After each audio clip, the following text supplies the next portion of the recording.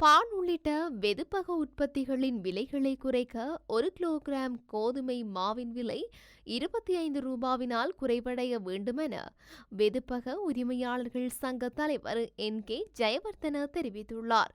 1 kilogram கோதுமை மாவின் விலையை 10 ரூபாவினால் குறைத்தது போதுமானதல்ல. 10 ரூபாய் விலை குறைப்பு மூலம் வெதுப்பக உற்பத்தி பொருட்களின் விலைகளை குறைக்க முடியாது. பான் உள்ளிட்ட வெதுப்பக உற்பத்திகளின் விலைகளை குறைக்க வேண்டுமானால் கோதுமை மா கிலோ ஒன்றின் விலை ரூபாவினால் குறைவடைய வேண்டும் என கூறியுள்ளார். பிரீமா மற்றும் செரண்டிஃப் ஆகிய மா ஆலை நிறுவனங்கள் 1 கிலோகிராம் கோதுமை மாவின் விலையை 10 ரூபாவினால் குறைத்துள்ளன.